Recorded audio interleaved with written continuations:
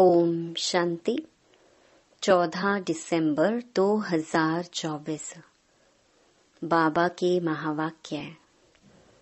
मीठे बच्चे, तुम्हारे पास मन मना भव और मध्याजी भव के तीक्ष्ण बाण हैं।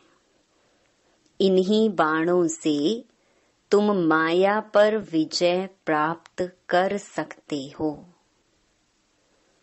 प्रश्न: बच्चों को बाप की मदद किस आधार पर मिलती है?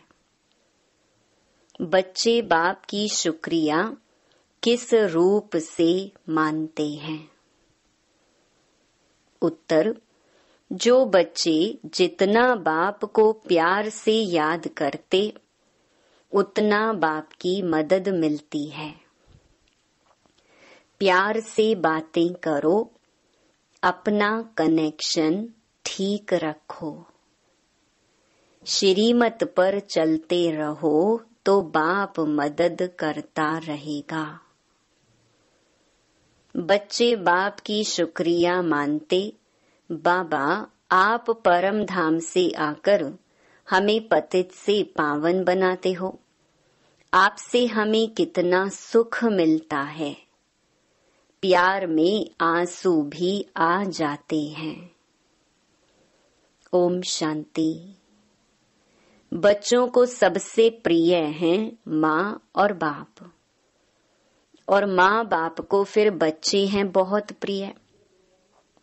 अब बाप जिसको त्वमेव माताश्च पिता कहते हैं, लौकिक माँ बाप को तो कोई ऐसे कह न सके। यह महिमा है जरूर, परंतु किसकी है यह कोई जानते नहीं। अगर जाने तो वहां चला जाए और बहुतों को ले जाए। परंतु ड्रामा की भावी ही ऐसी है। जब ड्रामा पूरा होता है तब ही आते हैं। आगे मूवी नाटक होते थे। जब नाटक पूरा होता था तो सभी एक्टर्स स्टेज पर खड़े हो जाते थे। यह भी बेहद का बड़ा नाटक है। यह भी सारा बच्चों की बुद्धि में आना चाहिए। सतयुग, त्रेता, द्वापर, कलयुग, यह सारी सृष्टि का चक्र है। ऐसे नहीं मूल वतन सूक्ष्म वतन में चक्कर फिरता है।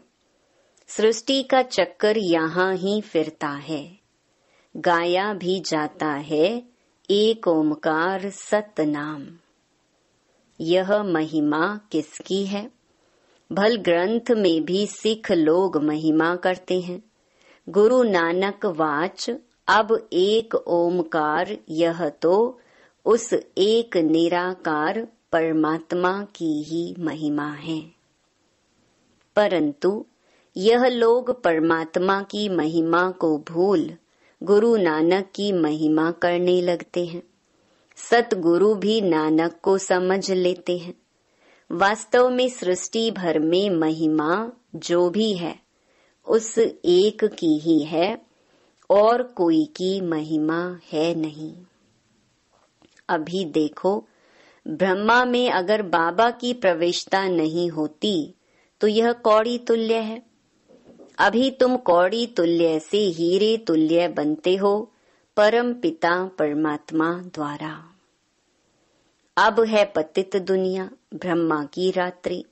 पतित दुनिया में जब बाप आते हैं और जो उनको पहचान लेते हैं वह उन पर कुर्बान जाते हैं।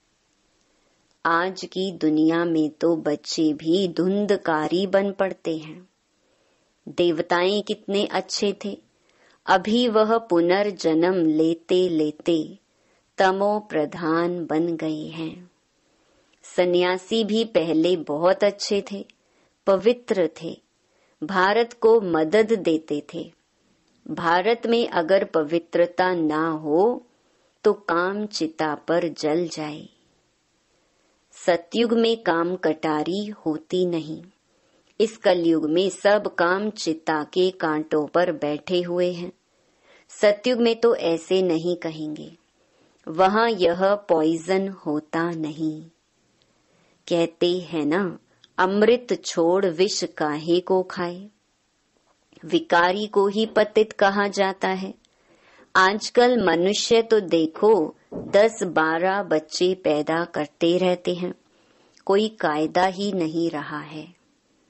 सतयुग में जब बच्चा पैदा होता है तो पहले से ही साक्षात्कार होता है। शरीर छोड़ने के पहले भी साक्षात्कार होता है कि हम यह शरीर छोड़ जाकर बच्चा बनूंगा। और एक बच्चा ही होता है, जास्ती नहीं। लौ मुजीब चलता है।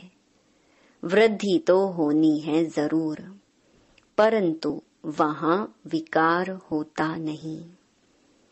बहुत पूछते हैं, तब वहां पैदाइश कैसे होती है?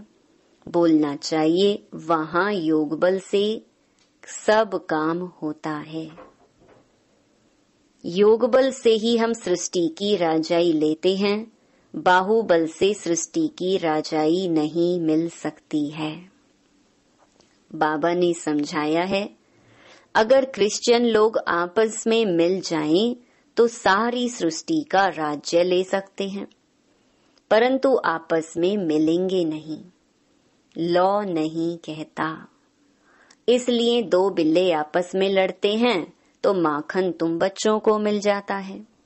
श्री कृष्ण के मुख में माखन दिखाया है, यह सृष्टि रूपी माखन है। बेहद का बाप कहते हैं, यह योगबल की लड़ाई शास्त्रों में गाई हुई है, बाहुबल की नहीं। उन्होंने फिर हिंसक लड़ाई शास्त्रों में दिखा दी है, उनसे अपना कोई संबंध नहीं है। पांडवों कौरवों की लड़ाई है नहीं। यह अनेक धर्म 5000 वर्ष पहले भी थे, जो आपस में लड़कर विनाश हुए। पांडवों ने देवी देवता धर्म की स्थापना की। यह है योग बल, जिससे सृष्टि का राज्य मिलता है। माया जीत जगत जीत बनते हैं। सतयुग में माया रावण होता नहीं, वहां थोड़े ही रावण का बुत बनाकर जलाएंगे। बुत चित्र कैसे कैसे बनाते हैं, ऐसा कोई दैत्य व असुर होता नहीं। यह भी नहीं समझते 5 विकार स्त्री के हैं और 5 विकार पुरुष के हैं। उनको मिलाकर 10 शीश वाला रावण बना देते हैं। जैसे विष्णु को भी 4 भुजाएं देते हैं। मनुष्य तो यह कॉमन बात भी समझते नहीं है। बड़ा रावण बनाकर जलाते हैं।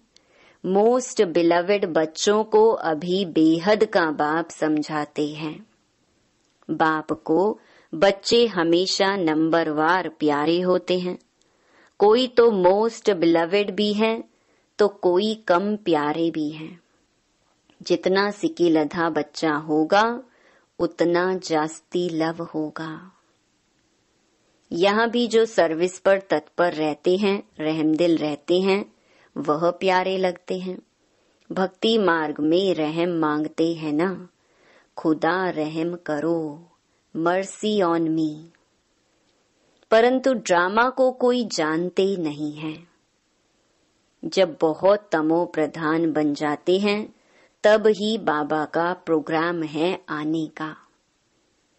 ऐसे नहीं ईश्वर जो चाहे कर सकते हैं या जब चाहे तब आ सकते हैं। अगर ऐसी शक्ति होती तो फिर इतनी गाली क्यों मिले, वनवास क्यों मिले? यह बातें बड़ी गुप्त हैं। श्री कृष्ण को तो गाली मिल न सके।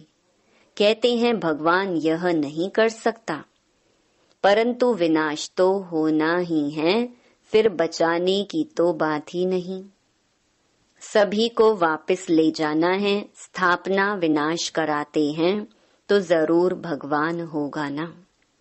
परम पिता परमात्मा स्थापना करते हैं किसकी? मुख्य बात तुम पूछो ही, यह कि गीता का भगवान कौन। सारी दुनिया इसमें मूंझी हुई है। उन्होंने तो मनुष्य का नाम डाल दिया है। आदि सनातन देवी देवता धर्म की स्थापना तो भगवान बिगर कोई कर नहीं सकता। फिर तुम कैसे कहते हो श्री कृष्ण गीता का भगवान है? विनाश और स्थापना कराना किसका काम है? गीता के भगवान को भूल गीता को ही खंडन कर दिया है। यह बड़े ते बड़ी भूल है। दूसरा, फिर जगन्नाथपुरी में देवताओं के बड़े गंदे चित्र बनाए हैं। गवर्नमेंट की मना है गंदे चित्र रखने की, तो इस पर समझाना चाहिए। इन मंदिरों पर कोई की बुद्धि में यह बातें आती नहीं हैं। यह बातें बाप ही बैठ समझाते हैं। देखो, बच्चियां कितना प्रतिज्ञा पत्र भी लिखती हैं, खून से भी लिखती। एक कथा भी है ना, श्री कृष्ण को खून निकला तो द्रौपदी ने अपना चीर फाड़कर बांध दिया। यह लव है ना, तुम्हारा लव है शिव बाबा के साथ। इनका ब्रह्मा का खून निकल सकता है, इनको दुख हो सकता है, लेकिन शिव बाबा को कभी दुख नहीं हो सकता, क्योंकि उनको अपना शरीर तो है नहीं। श्री कृष्ण को अगर कुछ लगे तो दुख होगा ना, तो उनको फिर परमात्मा कैसे कह सकते? बाबा कहते, मैं तो दुख सुख से न्यारा हूँ। हाँ, बच्चों को आकर सदा सुखी बनाता हूँ। सदा शिव गाया जाता है, सदा शिव सुख देने वाला कहते हैं। मेरे मीठे मीठे सिक्की लधे बच्चे जो सपूत हैं, ज्ञान धारण कर पवित्र रहते हैं, सच्चे योगी और ज्ञानी रहते हैं, वह मुझे प्यारे लगते हैं। लौकिक बाप के पास भी कोई अच्छे कोई बुरे बच्चे होते हैं। कोई कुल को कलंक लगाने वाले निकल पड़ते हैं, बहुत गंदे बन जाते हैं। यहाँ भी ऐसे हैं। आश्चर्यवत बच्चा बनंती सुनंती कथंती, फिर फारकती देवंती। इसलिए ही निश्चय पत्र लिखवाया जाता है, तो वह लिखत फिर सामने दी जाएगी। ब्लड से भी लिख कर देते हैं, ब्लड से लिखकर प्रतिज्ञा करते हैं। आजकल तो कसम भी उठवाते हैं, परंतु वह है झूठा कसम।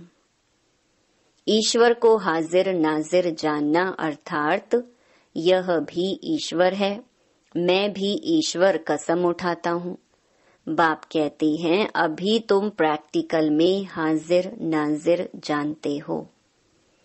बाबा इन आँखों रूपी खिड़कियों से देखते हैं। यह पराया शरीर है, लोन पर लिया है, बाबा किराएदार है, मकान को काम में लाया जाता है ना। तो बाबा कहते हैं, मैं यह तन काम में लाता हूँ। बाबा इन खिड़कियों से देखते हैं, हाजिर नाजिर हैं। आत्मा जरूर ऑर्गन से ही काम लेगी ना। मैं आया हूं तो जरूर सुनाऊंगा ना। ऑर्गन्स यूज करते हैं तो जरूर किराया भी देना पड़ेगा। तुम बच्चे इस समय नर्क को स्वर्ग बनाने वाले हो। तुम रोशनी देने वाले, जागृत करने वाले हो। और तो सब कुंभकर्ण की नींद में सोए पड़े हैं। तुम माताएं जगाती हो, स्वर्ग का मालिक बनाती हो। इसमें मेजॉरिटी माताओं की है, इसीलिए वंदे मातरम कहा जाता है।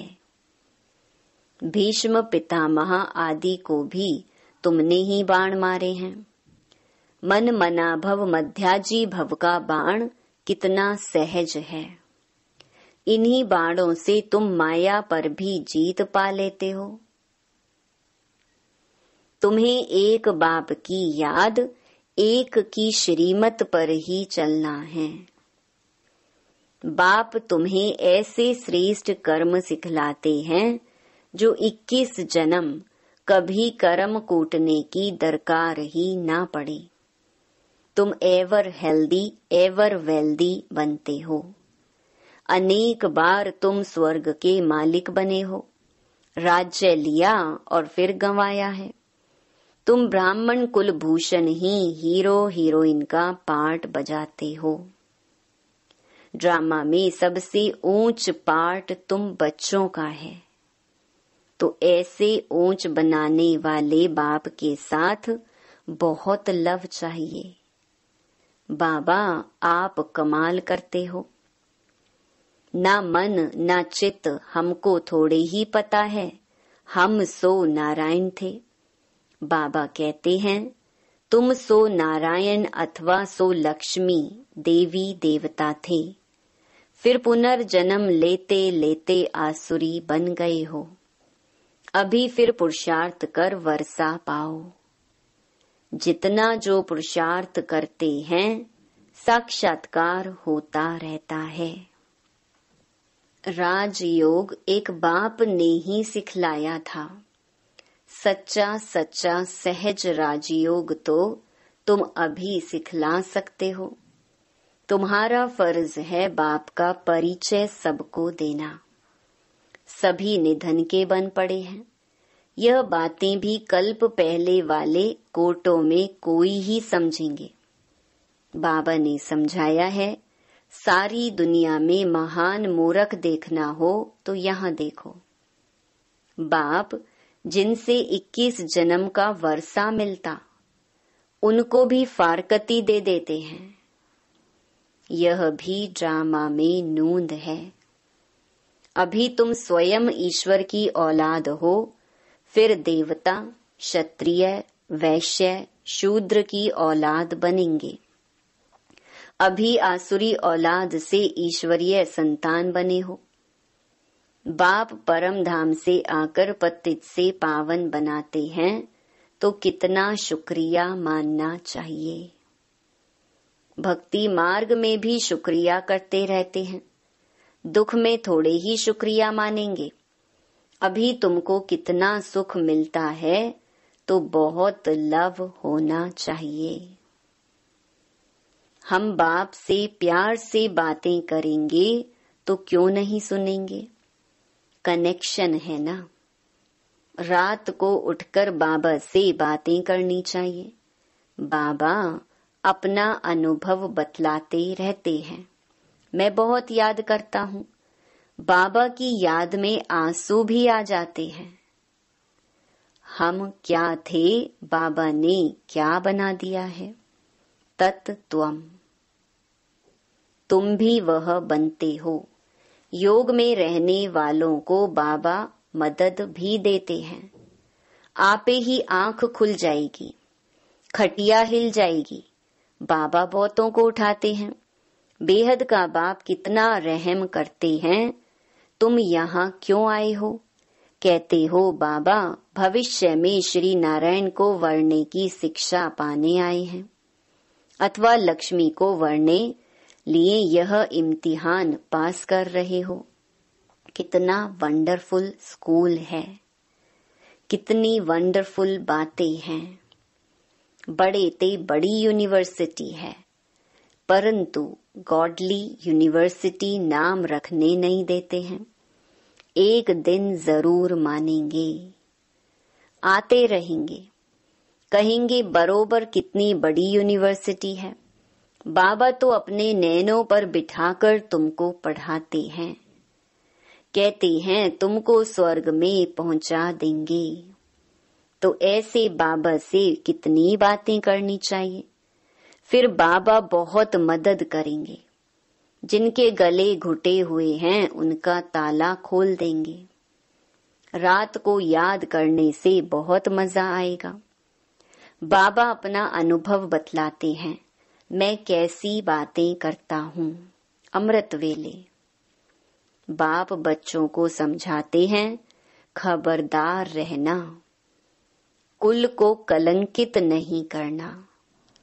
5 विकार दान में दे, फिर वापस नहीं लेना।